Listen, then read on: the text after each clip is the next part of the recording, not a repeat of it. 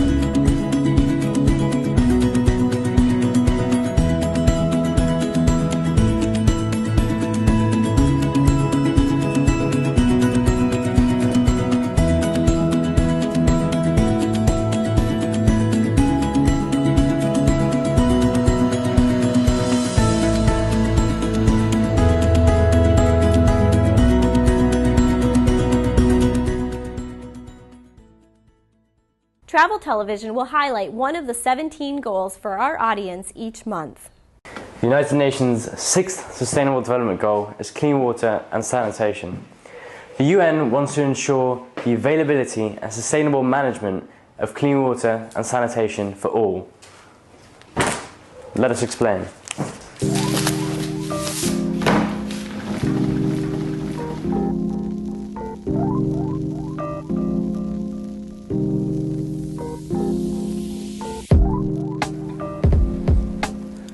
The sole aim is for every single person to have access to clean and safe water. At this point in time, 663 million people don't have access to safe water, which means every 1 in 10 people are suffering. That's a horrifying figure, which is why by 2030, the UN are focusing on substantially increasing water use efficiency and globally improving infrastructure to get that number to 0. Hygiene and sanitation is also a pressing issue. Did you know that 1/3 of people are still living without access to a toilet? The UN hope to end all open defecation and achieve adequate sanitation and hygiene for all. This is an especially large problem for women and girls in education. The lack of privacy causes many girls to drop out of school when they reach puberty, which locks them in a cycle of poverty. As well as this, pollution, dumping, and the release of hazardous chemicals are contaminating this world's water. By supporting and strengthening the local participation in water and sanitation management, we can end this. And that is what you should know about the United Nations' 6th Sustainable Development Goal.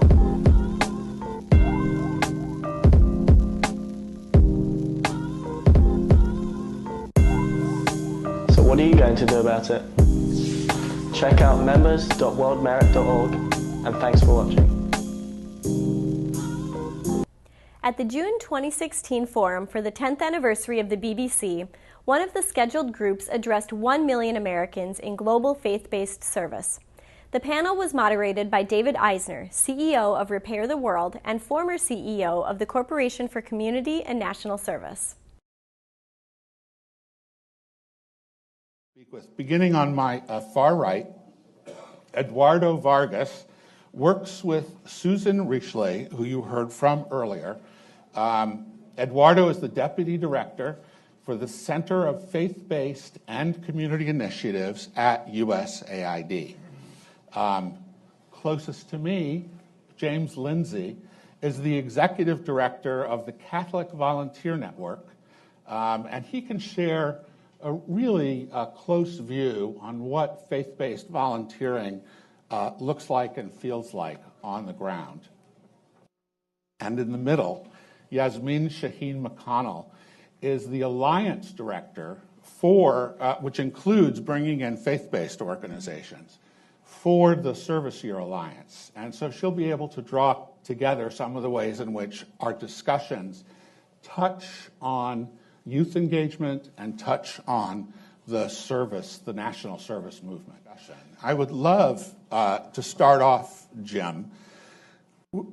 When you heard this whole morning of discussions, how does that connect to the kind of activities that you and your volunteers do on the ground for your organization? I think it connects very well. I think our volunteers are much like any other volunteers. They just happen to be coming for more of a faith motivation, perhaps, than others. It's hard to say, but our programs themselves that are sponsoring our volunteers are all faith-based programs. We have about 200 member programs in Catholic Volunteer Network. About 75% of them are sponsored by Catholic entities, with the other 25% from various other Christian traditions. And what I heard today resonated very well with our experience. Our programs are very holistic in that it's not only about the work that the volunteers do, but it's also about living in community and exploring their faith life.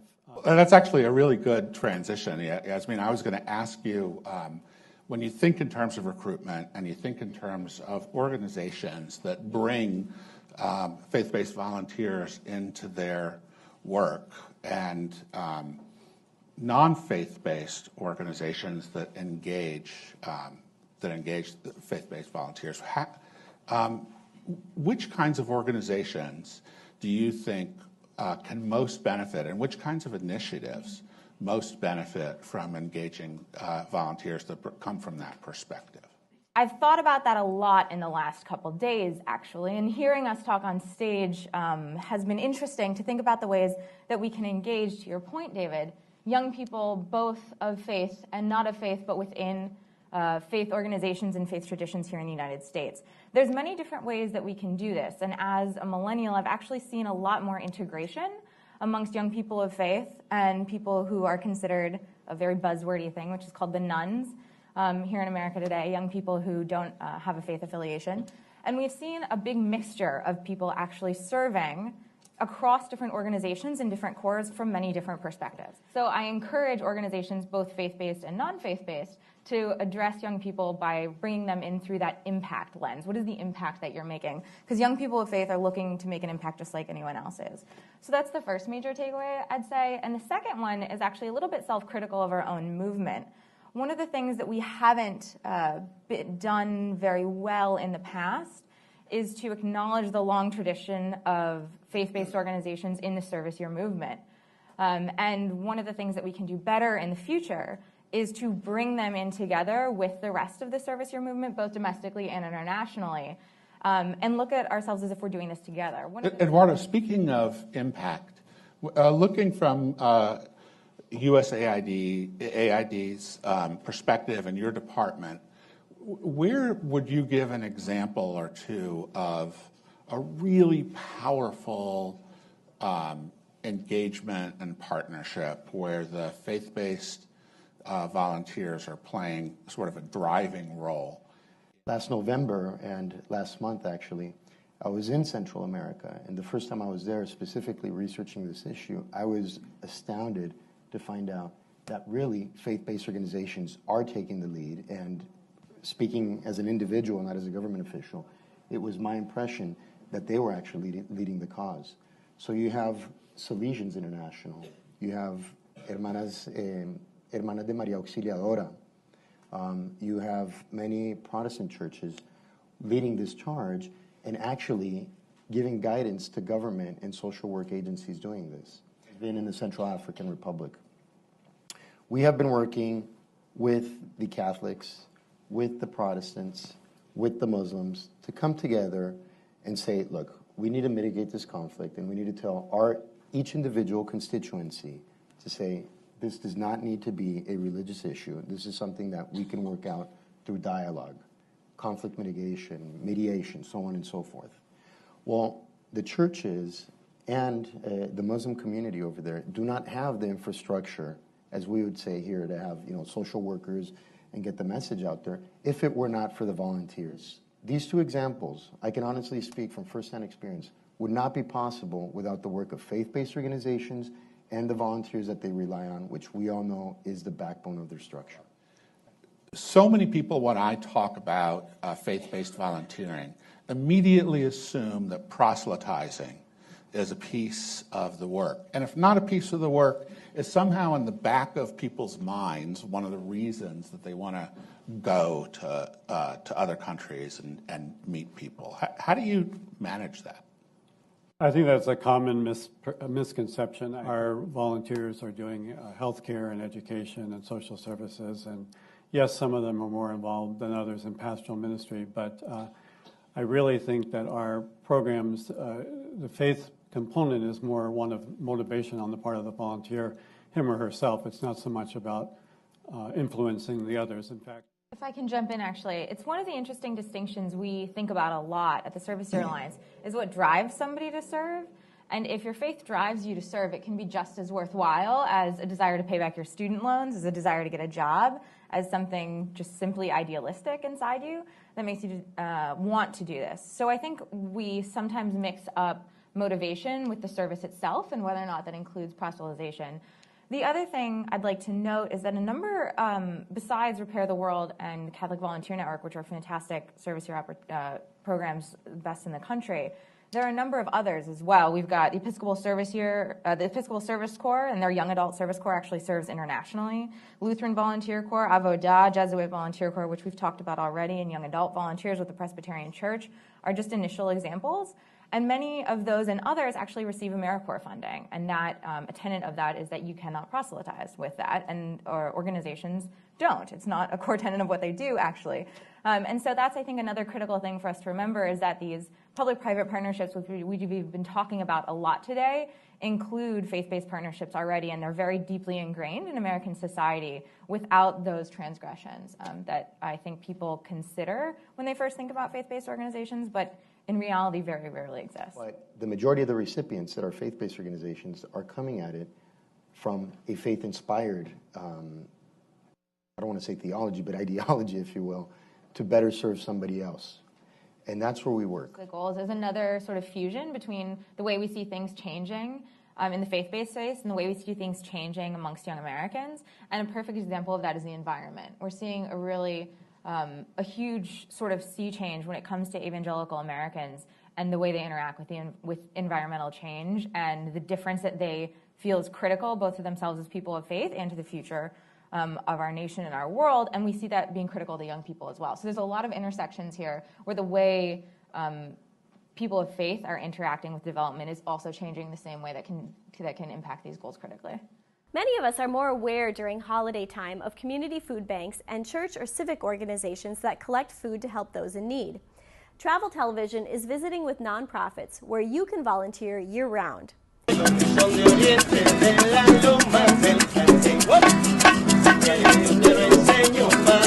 Hi, I'm Mark Murphy, and welcome to Cuba.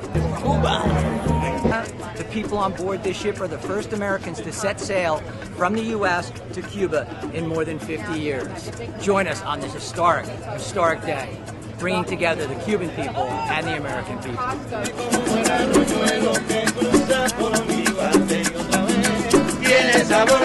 And this is Havana. If you want to know what Havana is all about, you want to experience the 4 main plazas. They're all within walking distance, and they give you a look into the past history of Havana, the present day, as well as a look into the future of where this country's going. Follow me and explore it. Havana was first established in 1514. Today, the city is home to approximately 2.5 million residents and remains much the way it was at the time of the Revolution, though construction and tourism have begun to spruce up the area. The people, 2 words, lovely and welcoming.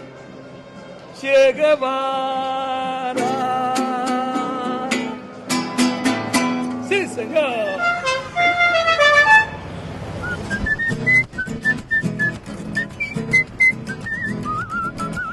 One of the best ways to take in the city is to rent a vintage American-made car predating the Revolution.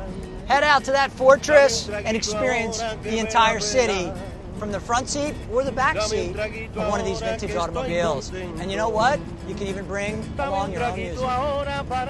Since 1959, when Castro assumed power, the majority of Cubans have been prevented from importing foreign cars and parts. So, for the past 55 years, the locals have played the role of Dr. Frankenstein, pulling components from old Fords, Chryslers, and Chevys, and even creating custom parts to keep those amazing vintage cars on the road.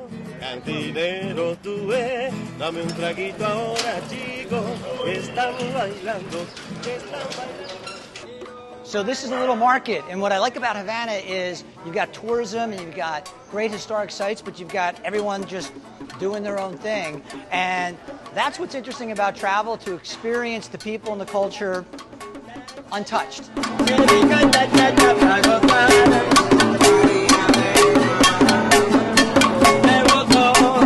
As you walk the streets of Havana, you will come across musicians of all shapes and sizes, and you may even find yourself joining in.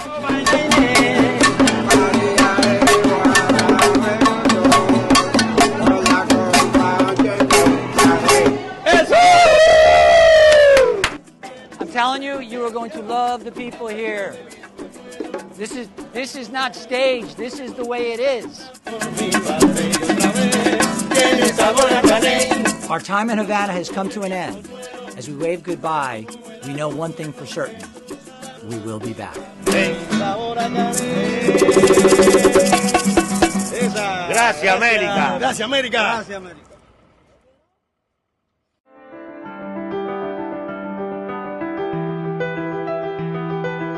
It's easy to feel overwhelmed by the challenges of the world.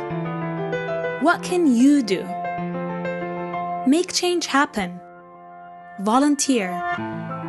El voluntariado es como que es el capital social más fuerte que tiene un país.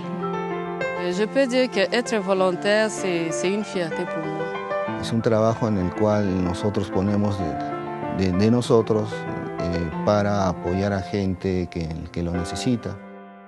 Volunteers come from all walks of life. Some volunteer full-time, some part-time, some online. The one thing they all do is make change happen.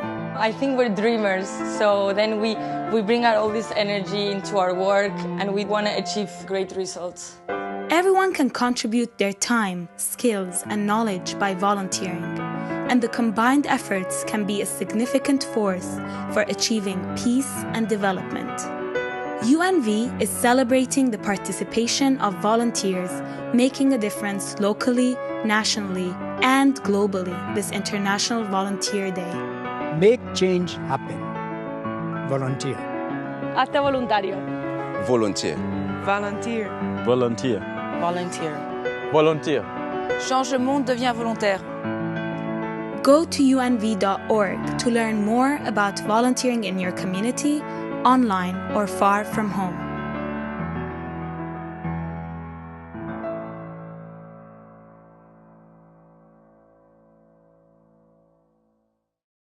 Travel Television remembers one of our favorite stories of the volunteer who creates a thank you to Purple Heart veterans every year. Travel Television presents the story of one volunteer who has galvanized and motivated an entire community to honor the achievements of America's Purple Heart veterans. Each year in Branson, Missouri, Marla Stockinger coordinates a citywide open house welcoming Purple Heart veterans of every generation and their families. Rolling out the red carpet is Marla's specialty as she treats her guests to free shows, parades, meals, tours, and a hearty serving of her own special brand of appreciation and thanks. Last year when I did the event, it was the first time that it had ever been done in the United States, and I didn't know that. You know, we had no idea about the veterans, really, and how good that they were going to feel giving all this to the veterans. Marlis has put together this event here and organized it, and the volunteers, the shows that we've gone to, the show that we attended today, last night, the fishing tournament, everybody has volunteered their services. They have volunteered their homes, more or less. And we appreciate that so greatly. And it means a lot to us veterans to know that, especially the Vietnam era veterans, knowing that people really do care about us. We actually have like 3 or 4 young, I'm talking like in their 20s, that have been wounded, and that's been really special. By the dawn's early light, once so proudly we hailed, at the twilight's last gleaming, whose broad stripes and bright stars through the perilous fight o'er the ramparts we watched were so gallantly streaming, and the rockets' red glare, the bombs bursting in air, gave proof through the night that our flag was still there. Oh, say does that star-spangled banner yet wave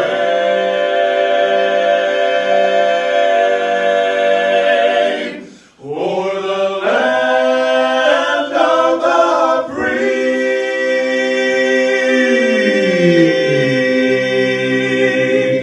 and the home of the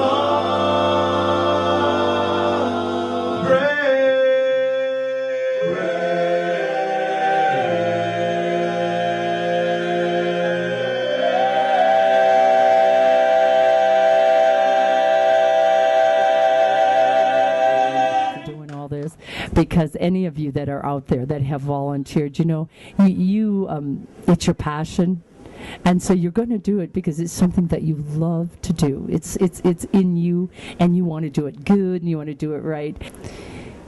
We just really want to here in Branson to do good for them and do it as volunteers.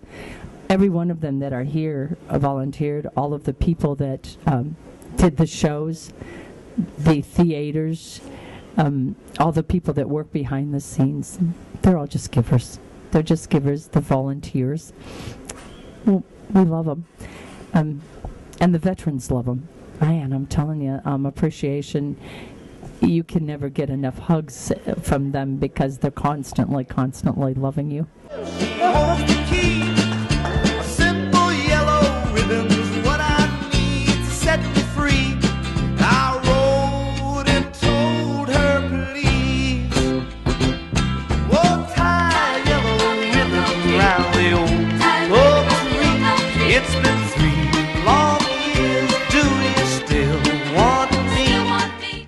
Branson's a very special place. The soil is very fertile for veterans. In '93, I did my first free veteran show for 600. Last year, we did our free veteran shows in Branson, all of our theaters, for 176,000 veterans.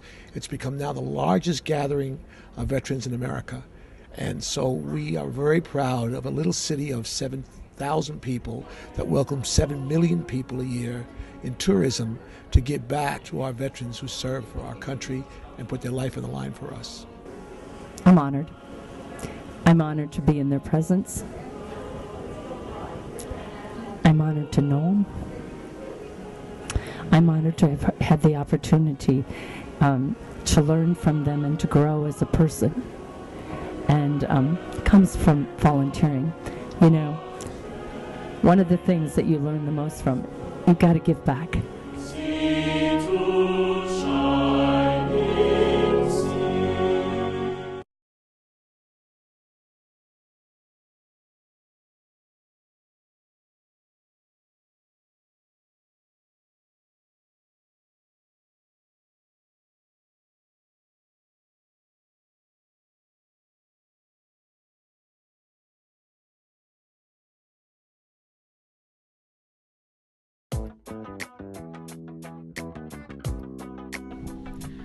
My name is Colette Lambert. I'm from Herndon, Virginia. My name is Rob Saunders. My name is Brad Moore, and we're in Far Rockaway. My name is Jamie Crumpler. I'm from Elizabeth City, North Carolina.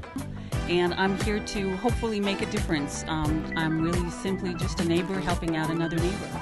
And I'm here to work on houses that were damaged or destroyed by Hurricane Sandy. We put on a project together, fix people's houses after Hurricane Sandy, 2 years. It's my first trip to Long Island. This is my second trip. This is my fifth mission trip to do restoration work. And I have had the privilege of helping in other areas such as New Orleans and some local projects at home as well.